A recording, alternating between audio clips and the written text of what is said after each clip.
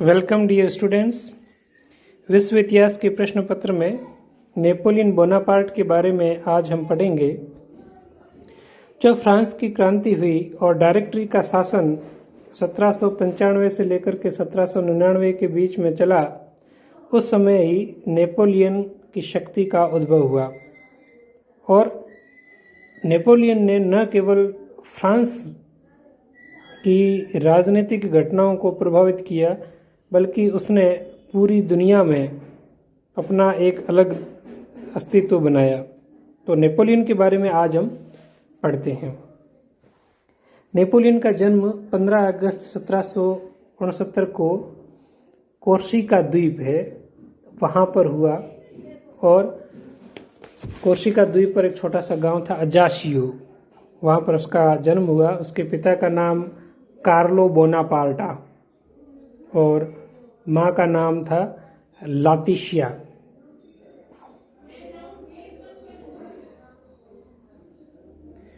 ये इसके माता पिता का नाम था और इसकी जो पिता है वो फ्रेंच दरबार में थे, कोर्सिका द्वीप का प्रतिनिधित्व करते थे, कोर्सिका द्वीप का नेतृत्व करते थे। इसकी जो एजुकेशन हुई वो पेरिस के एक सैनिक स्कूल में हुई और बाद में इसको सेना में लेफ्टिनेंट का पद दे दिया।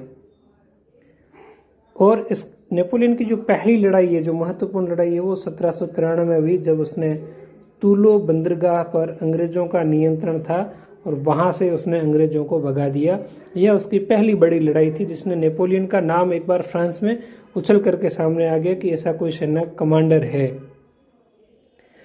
राष्ट्रीय महासभा का कन्वेंशन भी उसी समय चूंकि टूलो बंदरगाह पर ही हो रहा था, इसलिए जब नेशनल कन्वेंशन की जो सभा हो रही थी तो वहाँ पर प्रतिक्रियावादियों ने उस पर आक्रमण करने का प्रयास किया, तो नेपोलियन ने नेशनल कन्वेंशन की रक्षा की। इससे भी नेशनल कन्वेंशन के लोगों में विश्वास पैदा हो गया कि नेपोलियन में कुछ योग्यता है, इसलिए इसको प्रधान तोपची नियुक्त कर दिया, ऐसा तोप सेना का मुखिया नियुक्त कर दिया गया। और नेपोलियन ने थोड़े समय के बाद ही जो नेपोलियन का जो फ्रांस का युद्ध मंत्री था कार्नो, उसने नेपोलियन की योग्यता से प्रभावित होकर के उसे इटली के विजय अभियान पर भेज दिया और वहाँ पर उसने 1797 में ऑस्ट्रिया को पराजित कर दिया, जिसके बारे में अपन ने पहले पढ़ा। और फिर उसने वहाँ पर लियोबैन की संधि कर ली, साथ ही 1797 में ऑस्ट्रिया के साथ एक और कैंपो फॉर्मिया की भी संधि कर ली। तो इन सब माध्यम से इटली में फ्रांस को सर्वोच्च बना दिया गया। तो नेपोलियन ने अपनी धीरे धीरे ऑस्ट्रिया को जब पराजित कर दिया और कैंप फॉर्मिया की संधि कर ली, तो उसका प्रभाव और अधिक बढ़ गया। 1798 में उसने मिस्र पर अधिकार करके उसको जीत लिया, लेकिन वह लड़ाई, वह विजय, वो अंतिम विजय नहीं हो सकी, क्योंकि अंग्रेज सेनापति जो नौसैनिक कमांडर था नेल्सन, उसकी जल सेना से वो हार गया, क्योंकि नेपोलियन के पास में इतनी मजबूत जल सेना नहीं थी। नेपोलियन जब मिस्र में लड़ रहा था तो उधर डायरेक्टरी का शासन है वो फ्रांस में बहुत ही अलोकप्रिय हो रहा था और इसलिए नेपोलियन ने वो शीघ्रता से फ्रांस पहुंच गया और उसने फ्रांस पहुंच करके यह महसूस किया कि अब मुझे कुछ करना चाहिए था। और फिर उसने नेशनल कन्वेंशन में वो गया और उसने नेशनल कन्वेंशन का जहाँ सभा हो रही थी उसके गेट बंद करवा दिए और सभी को ये धमकी के रूप में कहा कि मुझे शासन सौंप दीजिए, अन्यथा सबका बुरा हाल कर दूंगा। और इस प्रकार से उसने शासन है वो डायरेक्टरी के शासन का अंत कर दिया और उसे काउंसिल का प्रधान बना दिया गया। नेपोलियन जब फ्रांस आया वापस, तो उसने ये जो निर्णय किया कि किस डायरेक्टरी का शासन खत्म करके सभी सत्ता अपने हाथ में लेना चाहिए, क्योंकि उसको ये लग रहा था कि फ्रांस की जनता उसका इंतजार कर रही है। इसलिए उसने कहा कि प्रत्येक व्यक्ति मेरी प्रतीक्षा कर रहा था। यदि मैं कुछ समय पूर्व आता तो शीघ्रता होती, और यदि मैं कुछ समय देर से आता तो बहुत ही देर हो जाती। मैं ठीक समय पर आ चुका हूँ, अब नाशपाती पक चुकी है। ये अभी भी आजकल प्रयोग में किया जाता है। सही समय के लिए एक प्रकार से अब कहावत बन गई है कि नाशपाती पक चुकी है। नाशपाती का फल होता है, इसको पहले तोड़ोगे तो भी काम का नहीं है और थोड़े दिन बाद तोड़ोगे तो भी काम का नहीं है। तो नाशपाती पक चुकी थी, अर्थात फ्रांस में व्यवस्था इस प्रकार से हो गई थी कि नेपोलियन को अब राजगद्दी प्राप्त करनी थी और उसने डायरेक्टरी व्यवस्था को समाप्त कर दिया और शासन शक्ति 3 काउंसिलों को सौंप दी, जिसका वो स्वयं प्रधान बन गया। और उसने फिर फ्रांस का एक और नया संविधान बनाया और उसने सभी शक्तियां वास्तविक रूप से प्राप्त कर ली। लेकिन यह बातें सभी 1799 की हैं, लेकिन अभी तक उसने अपना सम्राट के रूप में अभिषेक नहीं करवाया था, जो उसने 2 दिसंबर 1804 ईस्वी में नोत्रे दाम के चर्च में जाकर के यह अभिषेक करवाया। यह प्रश्न भी कई बार परीक्षा में पूछा जाता है कि उसका अभिषेक या सम्राट के रूप में सिंहासन पर कब बैठा या कहाँ बैठा, तो नोत्रे दाम चर्च, इसको याद रखना है। तो इस प्रकार से नेपोलियन ने जब शासन सत्ता प्राप्त कर ली तो उसके सामने कुछ कार्य थे, जैसे फ्रांस में शांति की स्थापना करना और नया संविधान बनाना जिसमें कुछ विधि संबंधित संहिताएं हो, और फिर यूरोपीय देशों के साथ में शांति संधि करना, क्योंकि अभी यूरोप में फ्रांस के ऊपर कई सारे आक्रमण हो रहे थे। तो काउंसिल ने चौथा संविधान बनाया और वहां 3 निर्वाचित काउंसिलों को पूरी शक्ति दे दी और उनका कार्यकाल 10 वर्ष रखा। एक काउंसिल का कार्यकाल कितना रखा? 10 वर्ष। और उसमें नेपोलियन स्वयं एक काउंसिल बन गया। यह वास्तव में एक प्रकार का राजतंत्र ही था, लेकिन दिखावा गणतंत्र का किया जा रहा था। और नेपोलियन ने 1802 में स्वयं को आजीवन इसका काउंसिल नियुक्त कर दिया, अर्थात वो हमेशा के लिए इसी पद पर रहेगा। जब वो सम्राट बन गया तो उसने बहुत सारे युद्ध किए। नेपोलियन को युद्धों के लिए जाना जाता है, तो उसने कौन कौन से युद्ध किए, किन देशों के साथ युद्ध किए और उनके क्या परिणाम हुए, ये सभी अपन देखते हैं।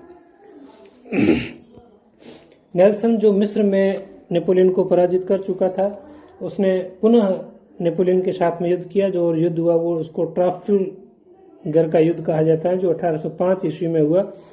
और इसमें नेल्सन की मृत्यु हो गई, नेल्सन मारा गया इस युद्ध में, लेकिन नेपोलियन ने वो निर्णायक रूप से जीत नहीं सका था। वो जो योजना थी कि इंग्लैंड को समुद्री सेना पे पराजित करना, वो सफल नहीं हो सकी, क्योंकि इंग्लैंड की नौसेना वो पूरी दुनिया की सबसे शक्तिशाली सेना मानी जाती थी। फिर ऑस्ट्रेलिया का युद्ध हुआ, ये भी 1805 में हुआ, जिसमें उसने ऑस्ट्रिया और प्रसा की संयुक्त सेनाओं को हराया और अंत में प्रेसबर्ग की संधि की। और इस प्रेसबर्ग की संधि के माध्यम से उसने प्रसा में जो छोटे छोटे राज्य थे उनको मिला करके बड़े राज्य बनाए गए, और इन्हीं बड़े राज्यों के माध्यम से कल जर्मनी का बाद में एकीकरण हुआ। इसलिए नेपोलियन को राजाओं का निर्माता कहा जाता है। इसने बहुत सारे नए राजा बनाए, और साथ ही इसी समय इसी प्रेसबर्ग की संधि में उसने जो ऑस्ट्रिया का जो सम्राट था, वो पवित्र रोमन सम्राट का सर्वोच्च व्यक्ति था। ऑस्ट्रिया के सम्राट को ही पवित्र रोमन सम्राट कहा जाता था। ये जो पदवी थी वो भी ऑस्ट्रिया से नेपोलियन ने छीन ली। अब कोई भी पवित्र रोमन सम्राट नाम से कोई भी पद नहीं था। फिर 1806 में प्रसा के खिलाफ जेना और ओरेस्टेड के युद्ध हुए। इन युद्धों में भी प्रसा को हराया गया और अंत में राइन की संधि की। इस राइन की संधि के माध्यम से प्रसा में जो छोटे छोटे राज्य थे उनको फिर से मिला करके राइन संघ की भी स्थापना की गई थी। 1807 में फिर फ्रीडलैंड का युद्ध हुआ, जिसमें उसने रूस को हराया और फिर टिलसिट की संधि की। और रूस पर जो आक्रमण किया, इससे रूस ने इस राइन संघ को मान्यता दे दी गई, और साथ ही इंग्लैंड के साथ में रूस व्यापार नहीं करेगा, यह भी इसमें एक शर्त जोड़ दी गई। तो टिलसिट की संधि के माध्यम से इंग्लैंड को अलग करना और रूस को अपने साथ में मिलाने का काम नेपोलियन ने किया। अब इन सभी देशों के साथ में युद्ध करने के बाद में उसने लगभग यूरोप के अपने समीप के सभी देशों को अपने अधिकार में ले लिया। अपने व्यक्तिगत व्यक्तियों को सिंहासन पर बिठा दिया, अपनी पसंद के व्यक्तियों को बिठा दिया। केवल एक इंग्लैंड ऐसा बचा था जिसको वह पराजित करना चाहता था, और अभी तक वो पराजित नहीं हुआ था। इसलिए उसने इंग्लैंड को घेरने के लिए एक नई नीति अपनाई, जिसको महाद्वीपीय व्यवस्था कहा जाता है। और इस महाद्वीपीय व्यवस्था को इंग्लैंड को घेरने के लिए ही यह लागू किया गया था। नेपोलियन यह सोचता था कि इंग्लैंड एक व्यापारियों का देश है और उसका जो आधार है वो व्यापार पर है। और वो व्यापार कौन सा है? जो इंग्लैंड दूसरे देशों के साथ में करता है, खास करके समुद्री मार्ग के माध्यम से। और इंग्लैंड की जो भौगोलिक स्थिति है वो भी ऐसी है कि उसके चारों ओर पानी है। तो नेपोलियन ने यह सोचा कि यदि हम इंग्लैंड आने और जाने वाले जहाज़ों के रास्तों को रोक दें तो न इंग्लैंड में कोई जा सकेगा, न इंग्लैंड का सामान बाहर जा सकेगा, तो इंग्लैंड के लोग उस टापू के अंदर ही दुबक के रह जाएंगे और उनको हार स्वीकार करनी पड़ेगी। इसलिए उसने इस व्यापार वाणिज्य को, इंग्लैंड के व्यापार वाणिज्य को नष्ट करने के लिए एक आदेश जारी किया, जिसको 1806 में जारी किया, जिसको बर्लिन आज्ञप्ति कहा जाता है। और इस आदेश के माध्यम से उसने महाद्वीपीय व्यवस्था की घोषणा की और यह कहा कि कोई भी यूरोप का देश इंग्लैंड के साथ व्यापार नहीं करेगा। यदि वो व्यापार करता है तो वो अवैध व्यापार है, किसी भी प्रकार की कोई छूट उसको नहीं मिलेगी। और नेपोलियन के जो पक्षधर देश है उनको ये कहा गया कि ऐसे देश जो है जो व्यापार करना चाहते हैं उनकी नाकेबंदी कर दीजिए, उनके जहाज़ों को पकड़ लीजिए और उनको नष्ट कर दीजिए। इंग्लैंड के साथ कोई भी दूसरा देश व्यापार नहीं करेगा, यह एक आदेश जारी कर दिया। तो महाद्वीपीय व्यवस्था को, इस व्यवस्था का जवाब देने के लिए इंग्लैंड की सरकार ने ऑर्डर इन काउंसिल जारी कर दिया। यह भी एक प्रकार का आदेश है। इसमें इंग्लैंड ने कहा कि कोई भी व्यक्ति फ्रांस के साथ में इस प्रकार से व्यापार नहीं करेगा। तो ये दोनों प्रकार के राजाओं के देशों के बीच में इस प्रकार से राजाज्ञाएं जारी की गई और इन राजाज्ञाओं के माध्यम से महाद्वीपीय व्यवस्थाओं को लागू करने का प्रयास किया गया। नेपोलियन ने एक दो आज्ञाएं और भी जारी की, लेकिन इन सब का जो कुल परिणाम यह हुआ कि फ्रांस को ही नुकसान होने लगा। क्यों नुकसान होने लगा? क्योंकि फ्रांस के पास में औद्योगिक क्रांति नहीं हो रखी थी, इसलिए फ्रांस के पास में इतना अधिक उत्पादन नहीं था कि यूरोप के दूसरे देशों को सामान पहुंचा सके। अब जैसे ऑस्ट्रिया है, प्रसा है, रूस है, स्पेन है, स्विट्जरलैंड है, फिनलैंड है, इन सब देशों को सामान की सप्लाई करता था इंग्लैंड। जब इंग्लैंड से माल आना जाना फ्रांस ने बंद कर दिया तो इन देशों ने चोरी छुपे इंग्लैंड से माल मंगाना शुरू कर दिया। तो पहला जो स्टेप था कि व्यापार को पूरी तरीके से रोकना है, वो सफल नहीं हो सका। तो फ्रांस की स्वयं की जो स्थिति थी वो ऐसी नहीं थी कि वो इंग्लैंड का सामना कर सके। तो बहुत ही सोची समझी योजना थी, लेकिन इसके लागू करने में और इसका जो व्यापक दायरा था उसको समझने में नेपोलियन विफल रहा। इसलिए यह जो योजना थी वो फ्रांस के लिए घातक सिद्ध हुई और जो यूरोप का व्यापार का केंद्र बनने की जो फ्रांस ने सोची थी वो उसके हाथ से निकल गया। और धीरे धीरे 1812 आते आते यह सब महाद्वीपीय व्यवस्थाएं खत्म हो गई और इंग्लैंड ने पुनः व्यापार पर अपना नियंत्रण कर लिया।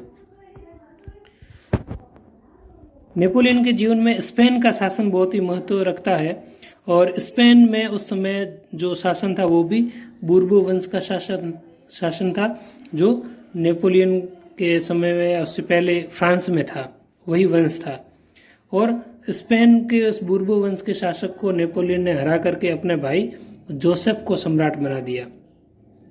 और जब जोसेफ को सम्राट बनाया तो ये भाई भतीजावाद हो गया और स्पेन की जनता ने जोसेफ का विरोध करना शुरू कर दिया। प्रत्येक व्यक्ति ने हथियार उठा लिए और 1808 से लेकर के 1814 तक लगभग 6 वर्षों तक नेपोलियन को अपनी एक बहुत बड़ी सेना लेकर के इस स्पेन में इस गृह युद्ध को शांत करने में लगना पड़ा। इसलिए उसके जो अधिकतम संसाधन थे वो स्पेन में खप गए और इसका फ़ायदा दूसरे देशों ने उठाया और स्पेन में फ्रांस के विरुद्ध और भी देश हो गए। जैसे इंग्लैंड है, उसने भी इस संघर्ष में शामिल हो गया, हस्तक्षेप कर लिया। प्रसा और ऑस्ट्रिया में ने भी कर लिया।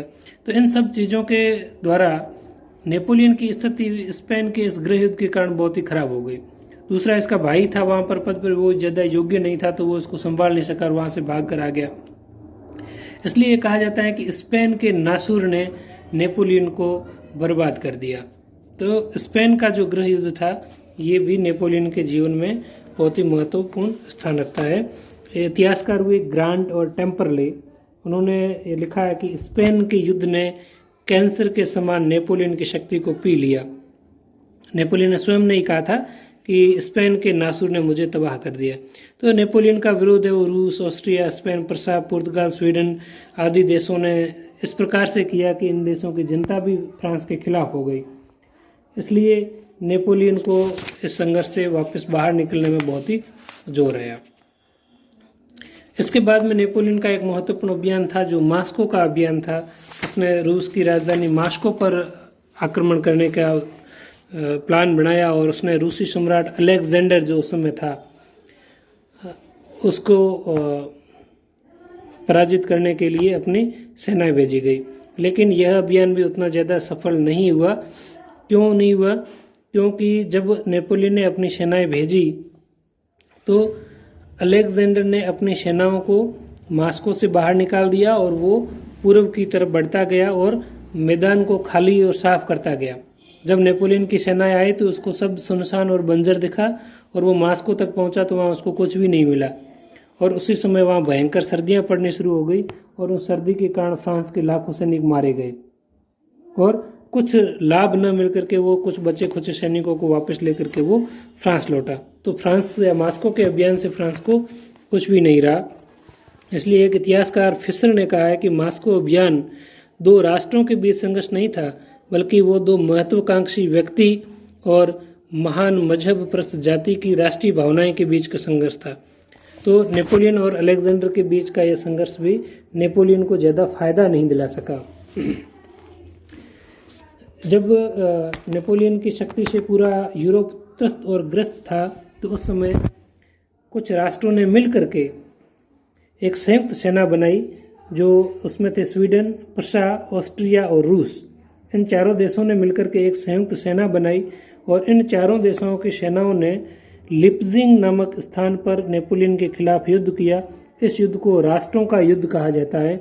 यह 1813 ईस्वी में लड़ा गया था और इस राष्ट्रों के युद्ध में जिसको लिप्जिंग का युद्ध भी कहा जाता है, नेपोलियन पराजित हुआ और उसकी शक्ति है वो नष्ट हो गई और अंत में एक संधि की गई जिसमें महाद्वीपीय व्यवस्था खत्म कर दी गई और फ्रांस की सेना को पराजित करके एक जो संधि करके नेपोलियन को पकड़ लिया और उसको सिंहासन से हटा दिया और उसको एल्बा द्वीप पर भाग करके शरण लेनी पड़ी और उसको 20 लाख रुपए फ्रैंक, फ्रांस की मुद्रा का नाम था फ्रैंक, उस मुद्रा की 20 लाख मात्रा देना पेंशन के रूप में निश्चित किया और उसको वहाँ एल्बा द्वीप पर भेज दिया।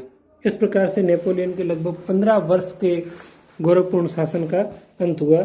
लेकिन अभी एक और, जैसे दीपक बुझने से पहले अपनी लौ को तेज कर देता है, उसी प्रकार से नेपोलियन ने अपनी हिम्मत को पुनः इकट्ठा करने का प्रयास किया और वह 1815 में एल्बा द्वीप से भाग गया और वापस फ्रांस आ गया। जब वो एल्बा द्वीप से भाग करके फ्रांस आया तो फ्रांस की जनता ने उसका स्वागत किया और पुनः सम्राट बना दिया।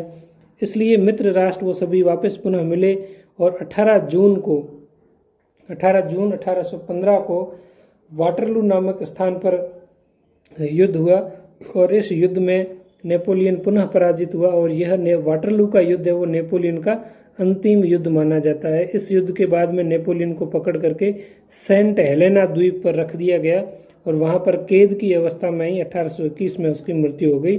6 साल तक लगभग वो वहीं पर कैद के रूप में रहा। तो इस प्रकार से नेपोलियन के जीवन में बहुत से उतार चढ़ाव आए और उसने एक साथ यूरोप के कई शासकों को पराजित किया और फ्रांस की जो प्रतिष्ठा और गौरव इस आतंक के राज के दौरान कम हो गई थी उसको विश्व के इतिहास पर एक बार पुनः स्थापित कर दिया।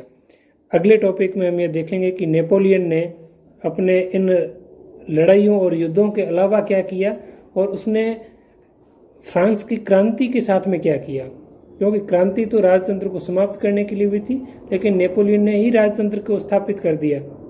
इन सब चीज़ों के बारे में हम अगले टॉपिक में पढ़ेंगे। Thank you.